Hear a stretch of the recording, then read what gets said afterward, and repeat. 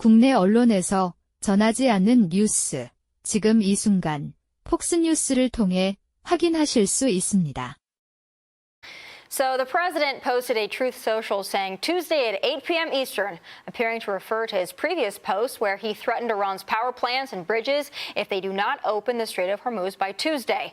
House Intelligence Committee Chairman Rick Crawford says the president is urging Iran to take that diplomatic off-ramp. What he is telling people is that I want to give them a diplomatic out. He's trying to give them every opportunity to make the right choice, do the right thing. And I think that window is going to be open for a little while longer, but after that, it's going to close decisively and the president will take action. President Trump told Fox News' Trey Yingst that negotiations are currently underway, and he believes there's a good chance a deal could be reached by tomorrow. However, Trump warned that failure to comply could result in the U.S. seizing Iran's oil.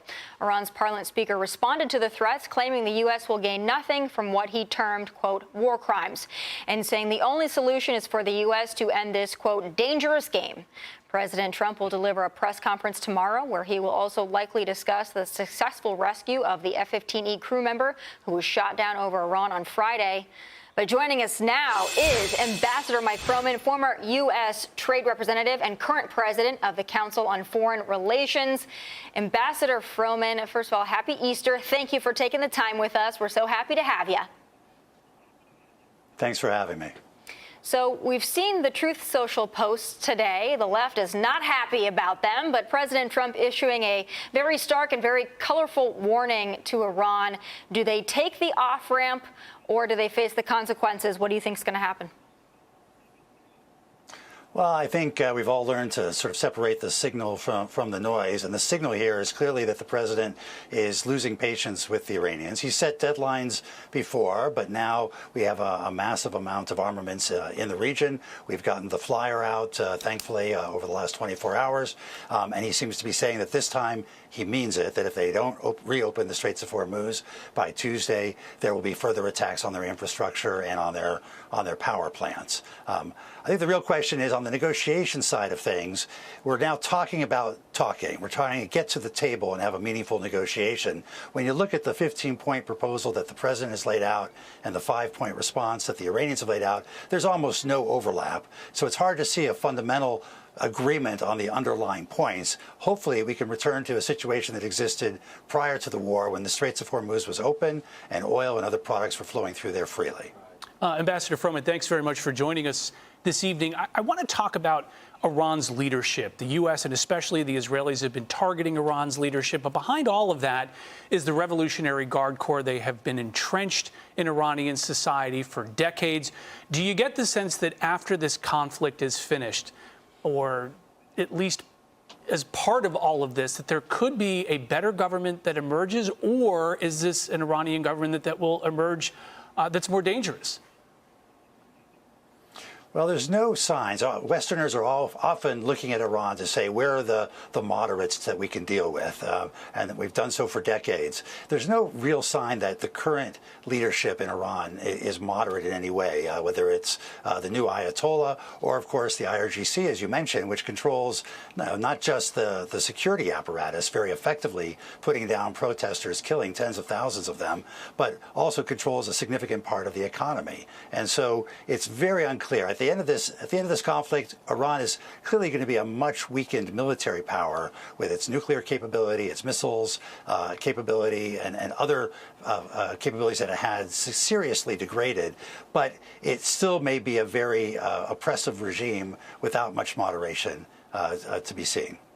You know, Ambassador, on that note, we've taken out many of Iran's leaders. How difficult does that make negotiations? You know, who are we negotiating with? How familiar are we with them? We don't have a lot of visibility into what's going on inside Tehran itself, at least not publicly. And so, yes, the new Ayatollah hasn't been seen. The IRGC is still very much in power. The Speaker of the Parliament is engaging publicly and with us. The Foreign Minister is engaging. And so we deal with the people that we can deal with. We don't really know who's calling the shots back in Tehran, which complicates the negotiations. But again, hopefully behind the scenes, tensions. More clear things are being said to each other. There's more space for negotiation, and hopefully we're having real communication between whoever they tee up and the folks on our side. Ambassador, you said we have our proposals, they have theirs. There's not much light in between them. You know, we got different. You know, it's very difficult to negotiate. Correct? Is there a possibility that you don't need a deal? We stop attacking you. You let the strait open. The simplest of all, just no fighting. Is that possible? That something like that could happen? That's not only possible, it may be the most likely solution. I think that the difference now is that Iran has demonstrated that even with seriously degraded air defenses, missile capabilities, drone capabilities, and naval capabilities, it can still wreak havoc. It can still shoot down planes, sink ships, or damage them, chill shipping through the Strait of Hormuz. And it may tighten its control over the Strait of Hormuz if the U.S., which has traditionally been in the business of keeping open the sea lanes of communication, these important shipping lanes all around the world. That's been a fundamental principle of the U.S. Navy, of the U.S. military strategy. If we're no longer in that business, then Iran may well impose a toll or let only those ships that it is comfortable and it wants to let out into international commerce.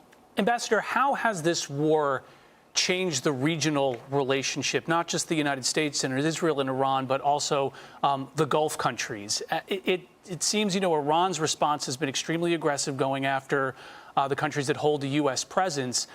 How does that change the politics and the geopolitical conversation in the region?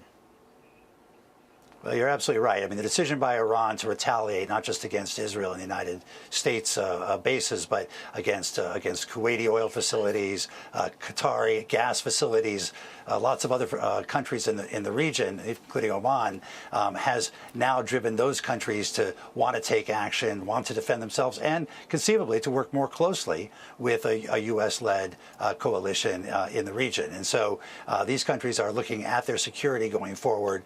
They see an Iran in the future that may be wounded, but maybe like a wounded animal in the corner that strikes out at its neighbors in unpredictable ways. And that's a very dangerous situation for them. They're going to want to have close relationships, I believe, with the U.S. going forward.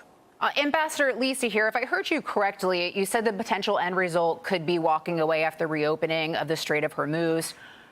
If that's the case, was this worth it? If that's the end result?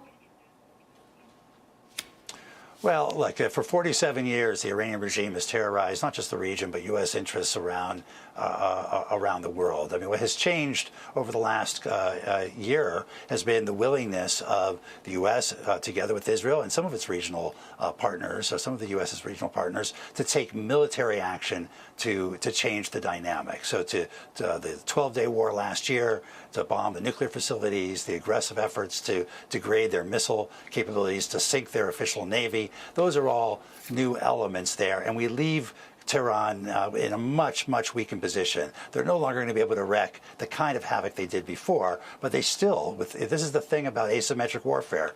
For the U.S., in an asymmetric warfare, asymmetric war has to win. Iran just has to survive. It just has to not lose. And with relatively few capabilities, it can still cause a lot of chaos in the region. Ambassador Mike Froman, thank you so much for joining us tonight. Thanks for having me. Be sure to like and subscribe for all the Fox News latest on YouTube and catch full shows streaming now on Fox One.